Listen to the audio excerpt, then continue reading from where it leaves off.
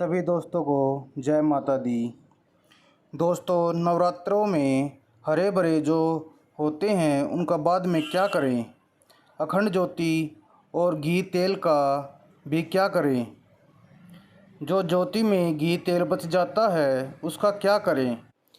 और 2025 में कन्या पूजन कब है? हरे भरे जौ का क्या करें? आओ जाने इस वीडियो में। जो भगत सच्चे दिल से लाइक सब्सक्राइब करेगा उसकी मैया रानी मनोकामना पूर्ण करेगी। मैंने यह वीडियो इसी कारण से बनाना पड़ रहा है कि बाद में कोई गलती ना कर दे। अर्थात नवरात्रि में जो चावल होते हैं और जो जवारे होते हैं, जोत की बची हुई बत्तियाँ होती हैं, नवरात्रों में हम जो भी सामग्री चढ़ाते हैं उन सब का क्या करें? आप लोग गलत तरीके से नदी में विसर्जित कर देते हैं और इसके फ़ायदे और लाभ हमें नहीं मिल पाते। इसलिए मैं आपके लिए यह वीडियो बना रहा हूँ। वीडियो में जो जानकारी दे रहा हूँ उसे ध्यान से सुने। वीडियो को देखने के बाद समझ में आ जाएगा दोस्तों इस सामग्री का क्या करना है। दोस्तों, सबसे पहले शारदीय नवरात्रों के सबसे पहले व्रत 22 सितंबर को रखा गया है और अंतिम व्रत 1 अक्टूबर यानी रामनवमी को समाप्त होगा। दोस्तों, शारदीय नवरात्रों में अष्टमी 30 दिसंबर यानी मंगलवार को है और नवमी 1 अक्टूबर बुधवार को है। ऐसे में जिन लोगों को अष्टमी पूजन होता है वो 30 सितंबर को करें और नवमी पूजन वाले 1 अक्टूबर को करें। अपने भारत में दोनों दिन कन्या पूजन होता है। दोस्तों, नवरात्रों में लोग कई गलतियां कर बैठते हैं। आप लोग नवरात्रों में आप लोगों 9 दिन तक माता रानी की खूब पूजा करते हैं और लास्ट में गलती कर बैठते हैं। माता रानी की पूजा करने के बाद जो जली हुई धूप बत्ती होती है वह एक तरह से भस्म होती है। पूजा के समय जो चावल और श्रृंगार का सामान होता है वो लोग उसे नदी में प्रवाहित कर देते हैं। यही सबसे बड़ी मूर्खता होती है। ये ही सारी जानकारी इस वीडियो में विस्तार से बताऊंगा। मस्त मौला चैनल के माध्यम से यह जानकारी पूर्ण रूप से बताई जाएगी। दोस्तों, नवरात्रों में सभी लोग नवरात्रि में व्रत करते हैं और उन्हें उनका फल नहीं मिल पाता। क्यों नहीं मिलता? यह सबसे बड़ी गलती करते हैं। माता रानी स्वयं उन्हें प्रसाद दे कर जाती है, उन्हें फल फूल प्रदान करती है, लेकिन लोग उस फल का सदुपयोग नहीं कर पाते।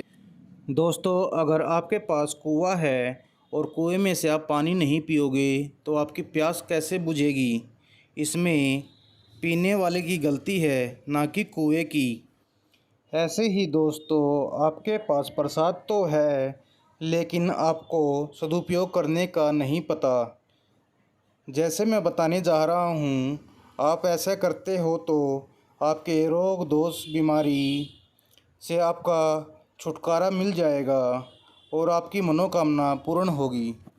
वीडियो ध्यान से देखना और सुनना। आज माता रानी की दया से यह प्रेरणा मिली है और आपको बता रहा हूँ। हमारे बताए हुए से या इस वीडियो के माध्यम से किसी का भला होता है तो हमें भी पुण्य की प्राप्ति होती है। हमें भी काफ़ी अच्छा लगता है और आप सभी दर्शकों का आशीर्वाद मिलता है। माता रानी की कृपा होती है। ज़्यादा समय ना लेते हुए यह वीडियो शुरू करता हूँ। नवरात्रि के समय हम क्या गलती करते हैं जिससे माता रानी की हमें कृपा नहीं मिल पाती? वीडियो को दोस्तों ध्यान से पूरी बात सुनिए जिससे आप लाभ उठा सकते हैं।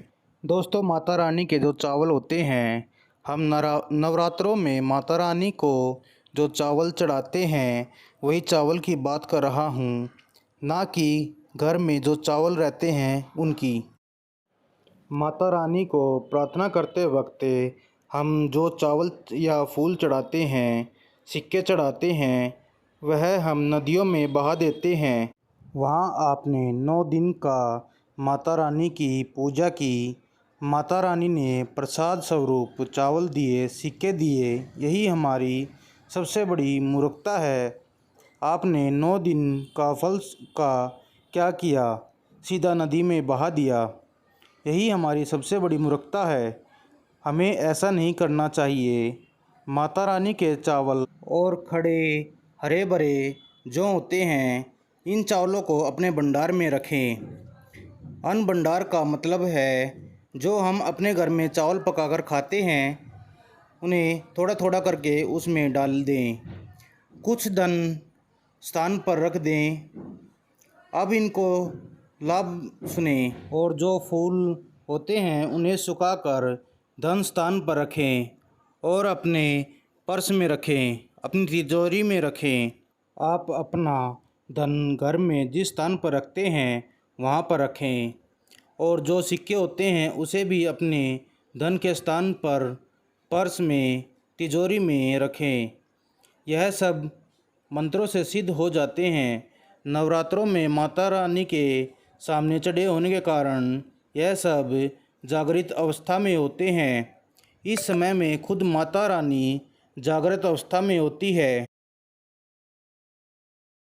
दोस्तों, आप इस तरह करते हैं और जो चावल या अन्न खाते हैं तो आपके शरीर में जो रोग दोष, किसी भी प्रकार की बीमारी है, माता रानी सब ठीक कर देती है।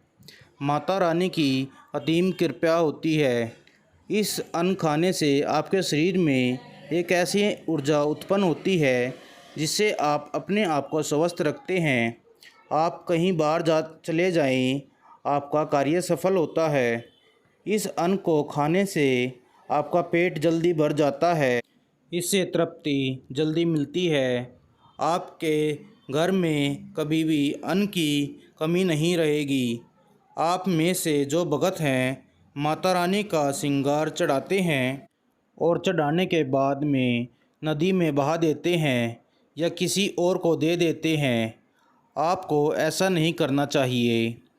आप जो माता रानी का श्रृंगार जो चढ़ाते हैं, माता रानी के 9 दिन के बाद इस श्रृंगार को अपने घर की शादीशुदा महिला को दे दें। इसमें बहुत लाभ होता है। इसे अखंड सौभाग्यवती की प्राप्ति होती है। जब तक यह माता बहनें श्रृंगार करेगी, जो भी माता रानी की चढ़ा हुआ आपने दिया हुआ श्रृंगार करेगी, तब अगर साक्षात काल भी आ जाए उनके पति को ले जाने के लिए, मृत्यु के घाट उतारने के लिए, तो उनका बाल भी बाका नहीं कर पाएगा। इससे उन स्त्रियों को अखंड सौभाग्यवती प्राप्त होती है। महिलाएं घर की साक्षात लक्ष्मी होती हैं, इसलिए विशेष ध्यान रखना चाहिए।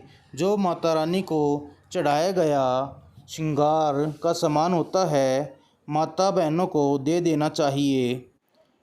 अब मैं बताना चाहूँगा, जो जोत में बचा हुआ घी तेल होता है उसका क्या करें। अधिकतर लोग बचे हुए तेल घी को नदी में बहा देते हैं।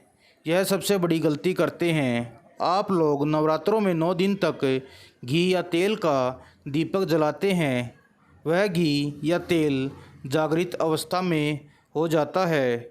और दोस्तों, जागृत चीज़ ही अपना प्रभाव दिखाती है। ज्योति 9 दिन तक माता रानी की जलाते हैं और वह जलने के कारण से जागृत अवस्था में हो जाती है। अगर आपके हाथ पैर में लगातार दर्द बना रहता है, शरीर के अलग अलग हिस्सों में दर्द बना रहता है, आपको शंका है कि किसी ने आपके ऊपर बुरी नज़र डाली है या काला जादू किया है, तो ऐसे समय में घबराने की ज़रूरत नहीं है। दोस्तों, लोग ऐसी परेशानी में फंस जाते हैं तो वह किसी फ़कीर या ओझा भगत के पास जाकर चक्कर लगाने लगते हैं। और दोस्तों, घबराने की ज़रूरत नहीं है। माता रानी की कृपा से सरल उपायों से सब ठीक हो जाता है। अगर आपके पास पूजा की ज्योति का बचा हुआ तेल है तो वही आपके लिए सबसे अच्छा उपचार है। दोस्तों, उस तेल को पहले सिर पर लगाएं और बाद में जहाँ जहाँ दर्द पीड़ा है मल दीजिए। इस तेल को शरीर में के 7 प्रमुख हिस्सों पर लगाया जाए तो चाहे कितना भी भयंकर दर्द हो, काला जादू हो, नज़र दोष हो, उसका असर ख़त्म हो जाता है। माता रानी की साक्षात कृपा ऐसी ही उपायों में समाई होती है। जैसे आप इसे अपनाते हैं 5 से 10 मिनट में आराम मिलना शुरू हो जाता है। भगवान और बड़े बुजुर्ग भी कहते हैं समाज कल्याण के लिए ज्ञान साझा करना चाहिए। इसीलिए यह ज्ञान की बातें आप तक पहुंचाई जा रही हैं। माता रानी की कृपा से इस तेल या घी को 1 साल तक संभाल कर रख सकते हैं। जब भी आपको दर्द पीड़ा जैसे लगे तो इसका उपयोग कर लेना चाहिए ताकि आपको किसी ओझा के पास ना जाना पड़े। इसके उपयोग से राहु केतु या अन्य दुष्ट शक्तियों का असर भी ख़त्म हो जाता है। हाँ दोस्तों, एक बात और, कई लोग नवरात्रों में गाय के गोबर का कंडा, कई जगह पर गोसा बोलते हैं, उसे जलाते हैं। दोस्तों, यह भी एक तरह की भस्म का काम करती है। माता रानी के सामने जो हम कलश में जल रखते हैं और नारियल रखते हैं दोस्तों, उसका भी अपना महत्व है, उसका अलग लाभ होता है। उस जल को व्रत के अंतिम दिन कन्याओं के पूजन से पहले अपने सारे घर में आम के पत्ते से घर में छींटा लगाएं ताकि घर की सारी नकारात्मक शक्तियां घर से बाहर भस्म हो जाए और आपके घर में सुख शांति आए। यदि जल बच जाता है तो वह सूर्य देव को अर्पित कर दें। नारियल का प्रसाद का सबसे पहले कन्याओं को भोग लगाएं और बाद में घर के सभी सदस्यों को प्रसाद रूप में बांट दें ताकि महामाई की कृपा बनी रहे। ज़्यादा जानकारी के लिए मस्त मौला चैनल को सब्सक्राइब, लाइक और कमेंट करें। I don't ever slow up, no I don't take shit. I got no love for the fakeness. If you wanna play tough and wanna hate this, I'll always show up. I don't ever slow up, no I don't take shit. I got no love for the fakeness. If you wanna play tough and wanna hate this, I'll always show up and make a statement. I don't ever slow up, no I don't take shit. I got no love for the fakeness. If you wanna play tough and wanna hate this, I'll always show up and make a statement. Everything I do so instinctive and so passionate. Every word I move so descriptive like an adjective. I got a vendetta against people who patented being negative when you should be getting after it. I got facts over tracks, this and that. Spitting slow, spitting fast. I could roast, I could gas. Think I'm okay at last, but I don't know if that can erase all the past. And the pettiness, a reflection of the emptiness. Hilarious, you think you're worth my time, you're delirious. Mysterious, because you hide behind a fake exterior. Inferior, you know I'll always be a bit superior. Get off of me, this ain't no humble brag. I want you to hear words, you can say them back. I want you to feel free from the chains at last, and to believe in what you got, it was built to last, yeah. Now that I've been put through hell, I never got anyone's help. I had to do it all myself. I don't ever slow up, no I don't take shit. I got no love for the fakeness. If you wanna play tough and wanna hate this, I'll always show up and make a statement. I don't ever slow up, no I don't take shit. I got no love for the fakeness. If you wanna play tough and wanna hate this, I'll always show up and make a statement. Gonna learn the consequence of being incompetent. Mental health is confidence, dreams and some honestness. I'm not here to save the day, that's for you to take away. I could play a million mind games, but instead I say something not illogical, something that is topical. Rub it on and watch it go, make yourself unstoppable. Dreams are irresponsible, but they're always possible.